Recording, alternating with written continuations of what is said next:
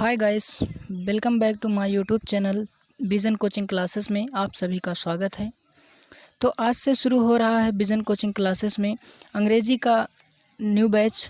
तो आप सब अंग्रेज़ी पढ़ने के लिए उत्सुक हों तो बने रहें इस चैनल पर। और आज हम पढ़ने वाले हैं टाइम एंड टेंस। अगर वीडियो अच्छा लगे तो प्लीज़ इसे लाइक करें, शेयर करें। चलिए बिना समय गंवाए शुरुआत करते हैं।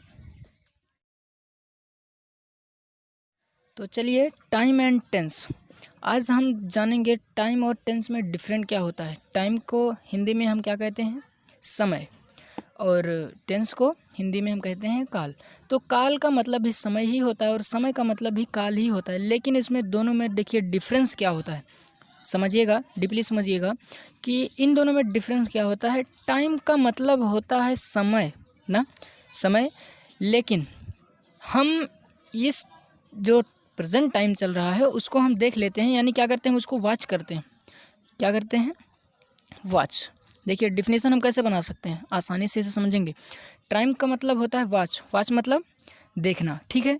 तो हम देखते हैं करंट में क्या, एकदम करेक्ट टाइम को, करेक्ट टाइम, करेक्ट टाइम यानी जो एकदम निश्चित समय होता है, निश्चित समय यानी एकदम करेक्ट टाइम जानते हैं किसके द्वारा? घड़ी के द्वारा ना, वॉच के द्वारा हम क्या करते हैं, देख लेते हैं हम इसको करेक्ट टाइम। जैसे कि एग्जांपल लेते हैं, वह 7:30 पर गया, ठीक। तो यहाँ आप देख सकते हैं कि वो कह रहा है कि वह 7:30 पर गया। 7:30 पर गया मतलब एकदम करंट टाइम, वॉच टाइम आपकी घड़ी पे दिखाया जा रहा है कि वो 7:30 पर गया, ठीक है। अब यही टेंस में डिफरेंट क्या होता है, टेंस का मतलब होता है काल, ठीक है, काल। अब ये भी एक प्रकार का टाइम ही होता है, टाइम ही होता है, टाइम होता है, ठीक है। तो टाइम को हम क्या कह सकते हैं कि ये क्या है, 7:30 पर गया मतलब हम एकदम प्रेजेंट में बता दिए, यानी ये टाइम हो गया, ठीक है। अब हम पढ़ने वाले हैं टेंस। तो टेंस को हम कहते हैं टाइम। और टाइम ये उस प्रकार की टाइम है जिसकी कोई निश्चितता नहीं है, यानी ये अनिश्चित है, यानी वो क्या कहते हैं इसको, डिफिनिट, इनडिफिनिट, ठीक, इनडिफिनिट यानी अनिश्चित होता है,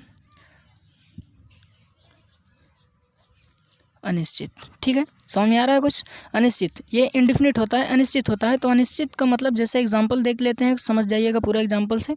एग्जांपल, वह गया, उसमें कहा कि वह गया, ठीक, ये हो गया। कह रहे हैं कि वह गया, देख सकते हैं एग्जांपल पहला क्या था, टाइम और टेंस में कितना डिफरेंट है। टाइम बताया कि वह 7:30 पर गया, लेकिन टेंस क्या कह रहा है कि वह गया। अब कब गया ये तो पता नहीं है, नहीं पता है, बिल्कुल नहीं पता है। अब देख सकते हैं यहाँ टाइम ये बता रहा है कि हम 7:30 पर गए। मान लो कोई भी जा रहा है, वो 7:30 पर चला गया, बता दिया उसने कि 7:30 पर वो गया। लेकिन टेंस में ऐसा उन्होंने नहीं किया, वो सिर्फ बताए कि क्या किया, वह गया। तो चलिए अब हम पढ़ेंगे टाइम एंड टेंस के कुछ अलग अलग रूल्स। तो टेंस पहले हम पढ़ते हैं, तो टेंस की हम परिभाषा जान लेते हैं। चलिए उसकी परिभाषा जानते हैं। अगर वीडियो अच्छे से समझना है तो वीडियो के एंड तक बने रहें और देख के समझते रहें। अगर ना समझ में आए तो वीडियो को पॉज करके रिवाइंड कर सकते हैं, ठीक है। आगे बढ़ते हैं। टेंस, काल या समय। अब इसकी हम डिफिनेशन जानेंगे तो देख सकते हैं यहाँ काल की डिफिनेशन बिल्कुल ही सिंपल है, यानी टेंस का प्रयोग, क्या, टेंस का प्रयोग कार्य की पूर्णता एवं अपूर्णता की दशा यानी अवस्था को दिखाने के लिए किया जाता है। इसको हम सीधे सीधे ट्रांसलेट कर सकते हैं कि sentence is used to show the degree of completeness और इनकम्प्लीटनेस ऑफ एनी वर्क, यानी किसी भी कार्य की पूर्णता एवं अपूर्णता की दशा को बताने के लिए टेंस का प्रयोग किया जाता है। तो हम डिफिनेशन इसकी लिख सकते हैं कुछ इस तरीके से, tense is the used to show the degree of completeness और इनकम्प्लीटनेस ऑफ एनी वर्क, ठीक है। हिंदी में भी हमने बता दिया क्या, काल का प्रयोग कार्य की पूर्णता एवं अपूर्णता की दशा यानी अवस्था को दर्शाने के लिए किया जाता है। जैसे हम एक एग्जांपल देख लेते हैं कुछ इस तरीके से, एग्जाम्पल मैंने लिया है कि मंजू खाना बना चुकी है और मोहन मैच खेल रहा है। तो अब यहाँ पे आप देख सकते हैं टेंस की परिभाषा के द्वारा हम समझ सकते हैं कि कौन सा कार्य पूर्ण है और कौन सा कार्य अपूर्ण है। तो यहाँ देखेंगे मंजू खाना बना चुकी है मतलब वो कार्य हो चुका है, यानी ये क्या है, पूर्ण है, यानी कंप्लीट है।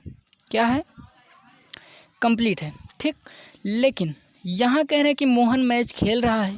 मोहन मैच खेल रहा है मतलब अभी वो खेल रहा है, लगातार खेले जा रहा है मतलब वो मैच खेल रहा है।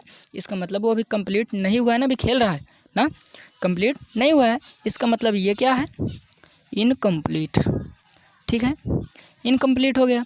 तो यहाँ से साफ साफ स्पष्ट हुआ टाइम क्या है, टेंस क्या है। टेंस को हम पूर्ण मतलब किसी भी कार्य की पूर्णता एवं अपूर्णता को बता रहे हैं कि मंजू खाना बना चुकी है मतलब वो कंप्लीट यानी अपना पूरा कार्य कर चुकी है, और मोहन मैच खेल रहा है यानी वो अपना कार्य भी कर रहा है। तो हम इसको सीधे से ट्रांसलेट कर सकते हैं, जो पूर्ण है वो परफेक्ट है ना। तो परफेक्ट में जाने के बाद उसकी सहायक क्रिया क्या होती है या है। तो यहाँ मंजू है, क्या है, मंजू। ठीक है, हैज़ कुक्ड, हमेशा परफेक्ट में मेन वर्ब की थर्ड फॉर्म का प्रयोग होता है। ठीक है, तो कुक्ड क्या बना चुकी है, खाना, फूड। ठीक है, कुछ समझ में आया, मंजू हैज़ कुक्ड फूड। ठीक है, ये हो गया हमारा ट्रांसलेट। कितना आसानी से, बहुत आसान था। चलिए आगे हम देखते हैं, मोहन मैच खेल रहा है। इसको हम क्या बना सकते हैं कि मोहन, सबसे पहले किसी भी वाक्य को यानी किसी भी वाक्य का अनुवाद करने के लिए लास्ट में उसकी सहायक क्रिया देखते हैं। ये कौन सा टेंस है, रहा है, रही है, यानी कंटिन्यूअस है। कंटिन्यूअस में इज मार के साथ आईएनजी लगता है। तो मोहन इज प्लेइंग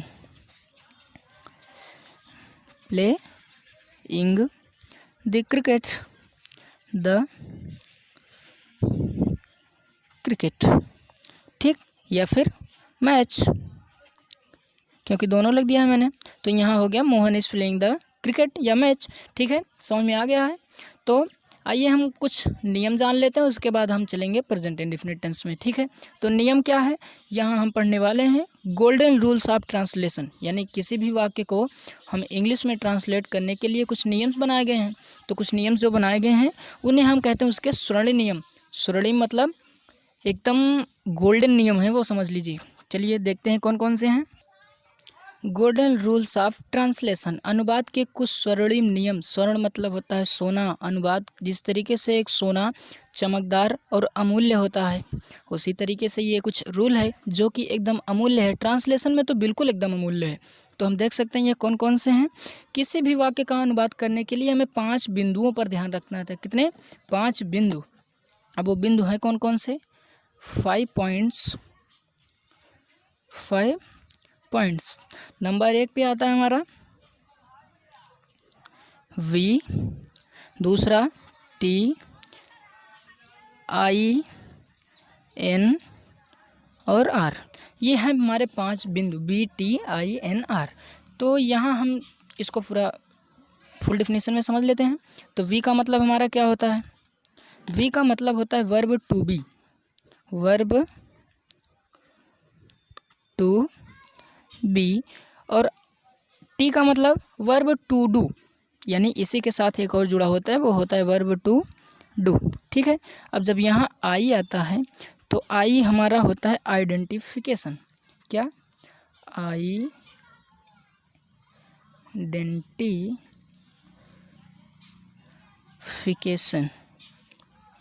ठीक, उसके बाद यन आता है। तो यन का मतलब होता है नेचर। नेचर मतलब होता है वाक्य की प्रकृति। प्रकृति मतलब जैसे कि वो सकारात्मक है, क्या है, सकारात्मक या फिर नकारात्मक या फिर प्रश्नवाचक। मतलब वो किस कैटेगरी का है, जिस भी कैटेगरी का होगा उसी तरीके के लास्ट वाला जो हमारा आर आता है वो होता है रूल। यानी नेचर के द्वारा जो भी हमारा सकारात्मक, नकारात्मक, प्रश्नवाचक जिस भी तरीके का वाक्य होगा उसके द्वारा हम रूल से जाके उसको वही रूल लगा के हम उसको हल करेंगे। ठीक है, यही होते हैं हमारे 5 स्वर्णिम नियम। ना समझ में आए हो तो फिर से वीडियो को रिवाइव कर सकते हैं। वर्ब टू बी या वर्ब टू डू ना समझ में आया हो तो मेरी एक यूट्यूब पे दूसरी वेबसाइट है जिसका नाम है आशीष स्टडी पॉइंट के नाम से। उस पर कुछ यूजेस और कुछ इसी तरीके के शॉर्ट डिफिनीशन में रूल्स डाले गए हैं, वहाँ से जाके आप वहाँ देख सकते हैं। शायद आपको डिस्क्रिप्शन में भी इसका लिंक मिल जाएगा। वीडियो अच्छा लगे तो वीडियो के एंड तक ज़रूर बने रहें। आइए चलते हैं हम प्रेजेंट इंडेफिनिट टेंस के सिंपल में। वीडियो थोड़ा लंबा ज़रूर हो रहा है लेकिन आप लोग समझ सकते हैं कि एक वीडियो को बनाने में थोड़ी मेहनत लगती है, तो मेहनत के कारण थोड़ा समय भी लगता है। तो समय अब चाहे जितना लगे, इससे हमें क्या, हमें तो पढ़ना है। अब जब मन लगा के हम पढ़ रहे हैं तो हम पढ़ेंगे। तो चलिए पढ़ते हैं। प्रेजेंट इंडेफिनिट टेंस, अनिश्चित वर्तमान काल। इतनी कॉमन चीज़ तो सभी लोग जानते हैं कि टेंस 3 प्रकार के होते हैं। कितने प्रकार के? 3 प्रकार के, यानी प्रेजेंट, पास्ट और फ्यूचर। तो 3 के 4 यानी प्रेजेंट में आएंगे तो इसके हम इंडेफिनिट पढ़ेंगे, कंटिन्यूअस पढ़ेंगे, परफेक्ट पढ़ेंगे, परफेक्ट कंटिन्यूअस पढ़ेंगे। ठीक है, 1 के 4, फिर इन 1 के 4 यानी जब हम इसके अंदर जाएंगे, मान लीजिए प्रेजेंट इंडेफिनिट टेंस पढ़ने जा रहे हैं तो इसके अंदर घुसेंगे तो सबसे पहले सिंपल प्रेजेंट टेंस आएगा। ठीक, उसके बाद जो हमारा आता है वो हमारा होता है निगेटिव सेंटेंस। ठीक है, यानी जो सेंटेंसेस अब इसके अंदर 4 होते हैं, तो यानी एक सिंपल होता है, उसके बाद निगेटिव होता है, उसके बाद हम जब जाएंगे तो इंट्रोगेटिव आता है, फिर डबल इंट्रोगेटिव आता है। ठीक, 4 के 1 के 3, फिर से समझिएगा, 1 के 3, 3 के 4, 4 के 4। ठीक, इतने सारे लंबे हो गए। अभी टेंस जोड़ेंगे तो बहुत सारे हो जाएंगे, लेकिन हमें सिर्फ मोटा मोटा पढ़ना है। तो हम ऊपर ऊपर क्या पढ़ेंगे, यानी हम प्रेजेंट में आएंगे तो 4 होते हैं, present indefinite tense, present continuous tense, present perfect tense, उसके बाद आता है हमारा प्रेजेंट परफेक्ट कंटिन्यूअस टेंस, यानी अनिश्चित वर्तमान काल। उसके बाद फिर जाएंगे तो निश्चित वर्तमान काल, फिर उसके बाद जाएंगे तो पूर्ण वर्तमान काल, फिर उसके बाद जाएंगे तो पूर्ण या अपूर्ण वर्तमान काल। ठीक है, तो यहाँ हम पढ़ने वाले हैं अभी प्रेजेंट इंडेफिनिट टेंस। तो हर टेंस की कोई ना कोई पहचान होती है, सिर्फ वही 5 बिंदु को हम ध्यान देंगे। कौन कौन से 5 बिंदु? VTINR। ठीक है, चलिए शुरू करते हैं। सबसे पहले हम टेंस में जाएंगे तो हमें सबसे पहले आवश्यकता होती है आई की। आई मतलब आइडेंटिफिकेशन, रिकॉग्निशन, उसकी पहचान, उसकी परिभाषा, कैसे पहचानेंगे, ये सब तरीके के होते हैं ना। तो चलिए हम उसकी आइडेंटिफिकेशन जान लेते हैं, यानी प्रेजेंट इंडेफिनिट टेंस की आइडेंटिफिकेशन। आइडेंटिफिकेशन, ठीक, आइडेंटिफिकेशन मतलब क्या होती है? पहचान। तो यहाँ से हम पहचान करेंगे। ठीक, यानी वाक्य की क्रिया के अंत में, बहुत लोग कहते हैं वाक्य के अंत में, लेकिन वाक्य के अंत में अक्सर है हुई आता है। ठीक, तो इसका कोई अर्थ नहीं निकलता। डीपली समझिएगा कि वाक्य की क्रिया के अंत में, यानी जो क्रिया होगी उसके अंत में क्या है? वाक्य की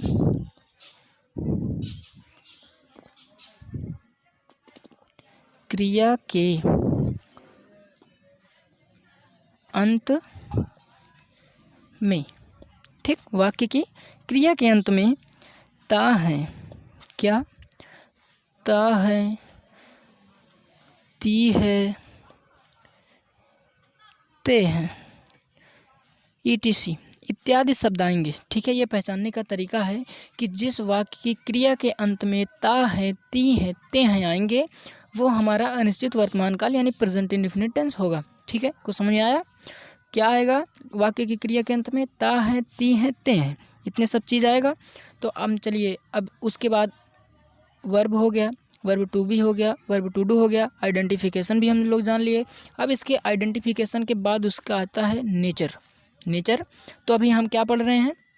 असर्टिव सेंटेंस। अभी हम पढ़ने वाले कौन है? प्रेजेंट का इंडेफिनिट। तो यहाँ हम पढ़ेंगे असर्टिव सेंटेंस, यानी ये हमने लिखा असर्टिव सेंटेंस मतलब होता है सकारात्मक वाक्य। सकारात्मक वाक्य ये 2 प्रकार के होते हैं, इसी में हमारा दोनों आ जाएगा। ठीक है, यानी अफर्मेटिव यानी सिंपल इंडेफिनिट टेंस, उसके बाद निगेटिव। ये हमारा जो होता है वो क्या होता है,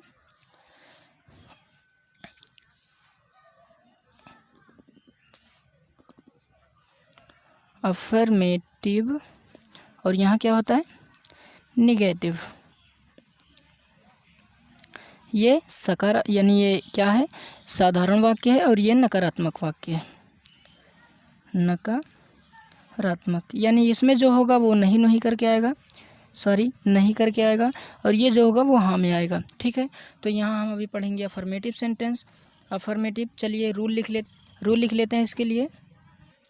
रूल फॉर अफर्मेटिव सेंटेंस यानी सकारात्मक वाक्यों के लिए नियम। देखिए रूल्स क्या है हमारा, रूल सब्जेक्ट क्या है, सब्जेक्ट मतलब कर्ता प्लस मेन वर्ब का फर्स्ट फॉर्म, कौन सा फॉर्म, फर्स्ट फॉर्म के साथ यस या ईएस लगता है। ठीक है, प्लस ऑब्जेक्ट के अंदर हमारे 3 शब्द होते हैं, क्या, किसको और किससे। ठीक है, ये 3 शब्द हो गए। इसके बाद हमारा अदर वर्ड आता है, तो अदर वर्ड के अंदर हमारे 4 शब्द होते हैं, कहाँ, कब, क्यों और कैसे। ये हमारे 4 शब्द हो गए। एकदम सिस्टमेटिक ढंग से आप लोग याद करिएगा, क्योंकि ये वाक्य बहुत सोच और समझ के एक स्थान पर लिखे गए हैं। इसको इधर उधर करके अगर थोड़ा सा भी लिखेंगे तो वाक्य हमारा गलत हो सकता है। ठीक है, ये हमारा रूल हो गया। आइए हम एक छोटा सा एग्जाम्पल देखते हैं। माँ सरस्वती के चरणों में सुबह सुबह मैं विनती करता हूँ। देखिए वाक्य तो इतना छोटा है कि मैं विनती करता हूँ। मैंने अभी कहा कि लास्ट के क्रिया के अंत में, वाक्य की क्रिया के अंत में ता है, ती है, ते हैं आएंगे तो प्रेजेंट इंडेफिनिट टेंस होगा। ठीक है, ये हम आसानी से समझ लिए हैं। तो हमें सबसे पहले वही गोल्डन रूल याद करिए कि मैंने क्या बताया था, VTINR। इसमें verb to be, verb to do का कोई प्रयोग नहीं, क्योंकि वो अलग से आते हैं, यानी जब हम सिंपल पढ़ते हैं तब। और उसके बाद हमारा आता है आइडेंटिफिकेशन। तो हमने जान लिया कि यहाँ ता है आ गया, इसका मतलब ये क्या है, इंडेफिनिट टेंस है, प्रेजेंट का इंडेफिनिट टेंस है। अब उसके बाद हमारा आता है नेचर। इसकी प्रकृति क्या है, इसकी प्रकृति है कि अभी हम अफर्मेटिव सेंटेंस पढ़ रहे हैं, अफर्मेटिव सेंटेंस के लिए ये रूल है, तो रूल के लिए हम इसको लगाएंगे। तो ठीक है, तो ये इतना छोटा सा वाक्य है। देखिए देखने में भले ही बड़ा सा हो, लेकिन है तो बिल्कुल छोटा सा, क्योंकि मैं अभी समझाऊंगा मैं। तो यहाँ आप देख सकते हैं, सबसे पहले हमें सब्जेक्ट पहचानना है। तो सब्जेक्ट पहचानने के लिए हमें क्या क्या चाहिए, लास्ट वाले शब्द में देखिए क्या क्या चीज़ें चाहिए वो हमें बता रहा हूँ। तो करता है के साथ, ठीक, उससे क्वेश्चन पूछिए कि कौन करता है, विनती कौन करता है। यानी जब हम उस क्या कहते हैं आइडेंटिफिकेशन को जानकर उसके द्वारा मैं मेन वर्ब में उससे क्वेश्चन करूँगा कि कौन करता है, तो वो हमें खुद ही उत्तर देगा कौन करेगा। ठीक है, यहाँ हम देख रहे हैं कि विनती करता है, यानी वर्ब के साथ आइडेंटिफिकेशन उसकी जुड़ी है। यहाँ कह रहे हैं कि विनती करता है, लेकिन कौन करता है, तो ये उत्तर दे रहा है कि मैं करता हूँ। कौन, मैं ना। तो आई को आप, मैं को क्या कहते हो, आई कहते हैं। तो ये हमारा आई हो गया, आई। अब देखिए सब्जेक्ट हमारा मिल गया। अब मेन वर्ब का फर्स्ट फॉर्म चलना है हमें। तो मेन वर्ब क्या है, विनती करना। विनती करने को अंग्रेजी में क्या कहते हैं, रिक्वेस्ट। क्या, रिक्वेस्ट, रिक्वेस्ट। ठीक है, ये ई है, रिक्वेस्ट, रिक्वेस्ट हो गया। उसके बाद यहाँ लिखा यस या ईएस, लेकिन हम जानते हैं कि सिंगुलर नंबर के साथ यस जुड़ता है, प्लूरल नंबर साथ ईएस जुड़ता है। लेकिन आप यहाँ देख सकते हैं आई है, तो आई के साथ कोई भी यस या ईएस नहीं जुड़ता है, क्योंकि ये बहुवचन ऑलरेडी मान लिया गया है। ठीक है, इसके साथ यहाँ यस या ईएस कुछ नहीं जुड़ेगा, तो हम यहाँ लिख देंगे सीधा सीधा आई रिक्वेस्ट। अब देखिए ऑब्जेक्ट में आते हैं, तो यहाँ हम मेन वर्ब से क्वेश्चन करेंगे। मेन वर्ब हमारा क्या है, विनती ना। तो यहाँ हम लिख सकते हैं कि मेन वर्ब ये क्या है हमारा, विनती। तो अब यहाँ क्वेश्चन इससे करते हैं, विनती, विनती क्या क्या विनती करता है, इसमें कुछ दिया है। अगर ऐसा लिखा होता कि सुबह सुबह खाने पीने के लिए विनती करता है तो खाने पीने के लिए हो जाता ना, तो यहाँ खाना पीना उसका क्या हो जाता, क्या का अर्थ देता। लेकिन यहाँ पे ऐसा कुछ नहीं है, इसका मतलब हमें क्या का उत्तर नहीं मिला। ठीक, अब हम आते हैं किसको। अब किसको विनती करता है, ये तो पता है, नहीं पता है किसको विनती करता है, नहीं पता है। उसके बाद आते हैं किससे, किससे विनती करता है ये हमें पता है। देखो शायद किसको और किससे का अर्थ एक ही मिल रहा है ना, माँ सरस्वती। ठीक है, माँ सरस्वती, आई रिक्वेस्ट माँ सरस्वती, सरस्वती। ठीक, अब उसके बाद ये सब खत्म हो गए। अब अदर में आते हैं तो कहाँ करता है, सरस्वती के चरणों में ना, to the feet. The feet, feet मतलब होता है हमारा पैर। ठीक, फीट हो गया। अब आगे आते हैं तो कब करता है, सुबह सुबह। सुबह सुबह की अंग्रेजी हम लिखते हैं early in the morning, early in the morning. ठीक है, कुछ इस तरीके से देख सकते हैं। एक बार फिर से ना समझ में आया हो तो फिर से एक बार देख लें। सबसे पहले हमें सब्जेक्ट ढूंढना है, फिर मेन वर्ब के साथ यस या यस कहाँ लगता है वो हमें जानना है। इतना जानते हैं हम, सिंगुलर नंबर साथ यस, प्लूरल नंबर साथ यस। लेकिन यहाँ पे मैं हूँ तो मैं सिर्फ अकेला होता है, इसलिए इसके साथ कुछ नहीं लगता, यस या यस भी नहीं लगता। तो हम इसके बाद ऑब्जेक्ट में आएंगे। ऑब्जेक्ट में यहाँ क्या है, तो अब मेन वर्ब से क्वेश्चन करेंगे। बिनती है मेन वर्ब, तो बिनती क्या करता है नहीं पता है। किसको किससे बिनती करता है, तो माँ सरस्वती के। अब कहाँ बिनती करता है, तो उनके चरणों में, तो टू द फीट हो गया। अब कब करता है, सुबह सुबह। सुबह सुबह की अंग्रेजी होती है अर्ली इन द मॉर्निंग। अब उसके बाद क्यों करता है, इसमें तो ये कुछ लिखा ही नहीं है, लेकिन शायद आप देख सकते हो यहाँ कि मैं विनती करता हूँ सरस्वती माँ के चरणों में सुबह सुबह। सेंटेंस हमारा पूरा कंप्लीट हो चुका है। अब क्यों करता है, कैसे करता है, इसका उत्तर हमें नहीं मिल रहा है। इसका मतलब सेंटेंस हमारा ये इतनी पर से ही ठप हो गया। ये सेंटेंस हमारा देखिए इतने ईजी तरीके से हमारा सेंटेंस बन गया है। ठीक है, ना समझ में आया हो तो वीडियो एक बार रिवाइंड कर सकते हैं, फिर से देख सकते हैं। चलिए आगे बढ़ते हैं हम निगेटिव सेंटेंस में। रूल फॉर नेगेटिव सेंटेंसेस, यानी नकारात्मक वाक्यों के लिए नियम। देखिए नकारात्मक होते क्या हैं, जिसमें नहीं आता है शब्द, यानी जिस भी वाक्य में ना का उत्तर दिया जाए वो हमारा निगेटिव सेंटेंस होगा। ठीक है, तो आइए हम एक उदाहरण देख लेते हैं। पर सबसे पहले हम रूल जान लेते हैं, उसके बाद हम उदाहरण देखते हैं। तो ये कुछ रूल हमारा इस तरीके से है। तो यहाँ होता है सब्जेक्ट, सब्जेक्ट देखिए न इसमें असर्टिव यानी जो अफर्मेटिव था उसमें अलग रूल होता है और निगेटिव में अलग रूल होता है। तो यहाँ सब्जेक्ट हम लगाएंगे सबसे पहले, उसके बाद यहाँ निगेटिव में डू या डज लगता है, डू या डज। ठीक है, उसके बाद हमारा जुड़ जाता है नॉट प्लस मेन वर्ब का फर्स्ट फॉर्म ही रहेगा। अब प्लस में ऑब्जेक्ट के अंदर 3 शब्द आते हैं, आपको पता है, अभी पहले लिखा दिया हूँ। उसके बाद हमारा अदर आता है। ठीक है, ये हमारा रूल हो गया। अब हम देख सकते हैं यहाँ नॉट है, डू या डज। तो यहाँ हम कुछ जान लेते हैं कि किसके साथ डू लगेगा, किसके साथ डज लगेगा। तो यहाँ हम जानेंगे आई वी दे यू, इतने नंबर, यानी जो भी हमारा plural number subject, plural number subject I we they you. ठीक, इसके साथ हमारा क्या लगेगा, डज, सॉरी डू। ठीक है, प्लूरल नंबर सब्जेक्ट जहाँ भी आएगा हमें डू लगाना है। उसके बाद जहाँ सिंगुलर नंबर सब्जेक्ट आए, कोई भी एक नाम हो, सिंगुलर नंबर सब्जेक्ट कोई भी एक नाम हो, उसके नाम के आगे हमें डज लगा देना है। ठीक है, ये तो हो गया हमारा रूल, समझ में आ गया है। चलिए एक उदाहरण लेते हैं। एग्जाम्पल, जैसे लोग मस्जिद के सामने, लोग सामने सुबह सुबह कचरा नहीं फैलाते हैं, यानी लोग मस्जिद के सामने सुबह सुबह कचरा नहीं फैलाते हैं। देखने में तो सेंटेंस इतना बड़ा लग रहा है, लेकिन वैसे ध्यान देंगे रूल के हिसाब से नियम बिल्कुल छोटा सा है। तो यहाँ हमें वाक्य का नेचर पता है, उसकी प्रकृति पता है। तो अब यहाँ हम डायरेक्ट रूल पे आते हैं। तो यहाँ सबसे पहले हम सब्जेक्ट ढूंढेंगे। तो सब्जेक्ट हमारा सबसे पहले क्या है, हम, लोग, यानी सॉरी लोग हैं जो, ये लोग का मतलब प्यूपल, द प्यूपल कह सकते हैं। ठीक, द प्यूपल, ये हमारे लोग हो गए। अब यहाँ देखिए लास्ट में नेचर फैलाते हैं इंडेफिनिट टेंस है, तो यहाँ हम डू या डज लगाएंगे। तो जब ये पीपल लोग हो गए तो ये बहुत सारे लोग हो गए, तो अब यहाँ हम क्या लगा सकते हैं, डू लगा सकते हैं। ठीक है, अब डू के बाद हमारा सीधे नॉट जुड़ जाता है, यहाँ हम डोंट भी लिख सकते हैं शॉर्टकट फॉर्म में। ठीक है, डोंट लिख दिए। उसके बाद मेन वर्ब का फर्स्ट फॉर्म लगाना है। फैलाना क्या होता है, इज फेयर्ड। ठीक है, इज फेयर्ड। इज फेयर्ड मतलब क्या होता है, फैलाना। अब क्या फैलाते हैं, अब यहाँ हम आएंगे ऑब्जेक्ट में 3 शब्द, क्या, किसको और किससे। तो क्या फैलाते हैं, तो यहाँ हमें मिला कचरा यानी गारबेज। गारबेज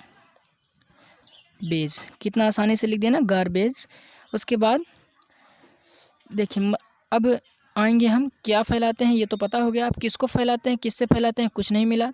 अब अदर में जाएंगे तो कहाँ फैलाते हैं, मस्जिद के सामने।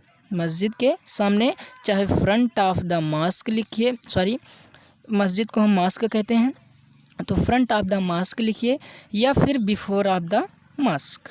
ठीक है, यहाँ हम लिख लेते हैं गार्बेज बिफोर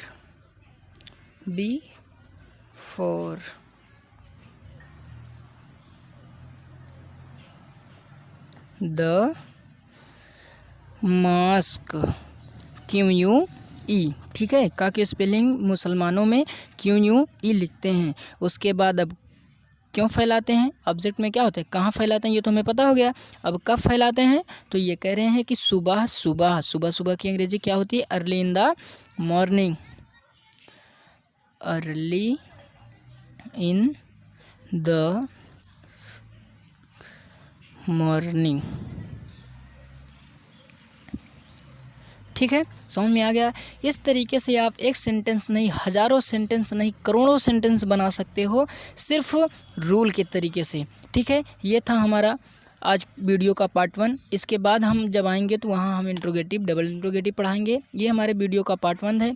अगर आप इसके बारे में कोई बेसिस जानकारी चाहते हैं तो आप जाके मेरे दूसरे ID आशीष स्टडी पॉइंट पे जाके आप लोग वहाँ से चेक कर सकते हैं। ठीक है, और अगर ये आई होप ये वीडियो आपको बहुत अच्छा लगा होगा, तो मिलते हैं अब नेक्स्ट वीडियो में।